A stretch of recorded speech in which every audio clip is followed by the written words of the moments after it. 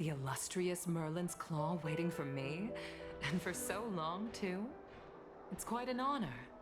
It's been a while, General Fei Shao. It's been 30 years since we last saw each other. Right, Yukong? Yes. Back then, you were the vanguard of the Yao Qing's Verdant Knights, and I was a pilot of the Law Fu's Rainbow Orbit Fleet. Who would have thought that upon meeting again, you'd be a general, and I'd have given up flying? Really does feel like a lifetime ago. Well, I wouldn't say I haven't seen you in 30 years. After all, your great victories are announced through the Yellow Bell resonance system every day. So I'm well aware of your great feats. How's your health holding up? Still stable, I suppose. Do you still remember the medic who saved me in battle? That healer with the odd name and peculiar temperament. What was his name again? Was it Pichu? Or Kachio? Jiao Cho. He's been my retainer and personal healer, delegated by the Alchemy Commission from the Xianzhou Yao Qing. Over the years, he's dedicated himself to managing my condition. It's thanks to him that I'm still in good health today. Given my background, I'm happy to have made it this far. I'm relieved to know that you're safe and sound. Well then, since you and Elder Huayan are here, I imagine you must have received orders from the Marshal? As your friend, may I ask how the Alliance intends to punish the General of the Lawfu? The Arbor's rebirth has frightened the elders who lurk behind the scenes.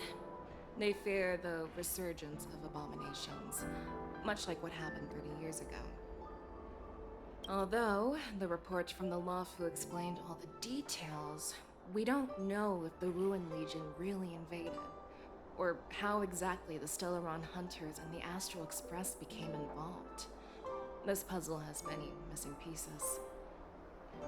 As you know, the fugitive Jing Liu, who mysteriously disappeared many years ago, has resurfaced. This time, she has brought along an outworlder and a coffin, claiming to offer the Marshal a method to fight against the Eons.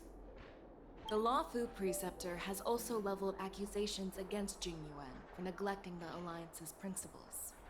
She asserts that Jing Yuan enabled the exiled Imbibitor Lunae to re-enter the Lawfu, thereby unlocking the lunarescent depths within Scale Gorge Waterscape, which in turn disrupted the Vidyadhara's dutiful watch over the Ambrosial Arbor. It is for these reasons that I have come here to the Lawfu today.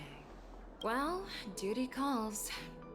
Perhaps I shouldn't have mentioned all of this to an uninvolved person, but since we once fought together, I didn't want to keep you in the dark. Perhaps pretending you didn't hear any of this would be for the best. I understand. I'm sorry. I was out of line. I know I shouldn't be defending General Jing Yuan right now, but... well, you know how I am. The Lawfu has enjoyed centuries of stability since the end of the sedition of Imbibitor Lunae, much of which can be attributed to General Jing Yuan's masterful strategizing. Unfortunately, for long-life species, enduring through the ages always culminates in a failure that undoes all previous achievements. A moment that our adversaries relish. That's true. And that's why I'm also here for another purpose. To visit Hule. Hule? You mean that Hule? The Borisin Warhead? The same Hule who has been imprisoned in the Shackling Prison for over 7 centuries? The nemesis of the Foxians who will never be forgiven and shall be imprisoned until the end of the cosmos. I can't quite remember the exact wording, but yes, the very same Hule.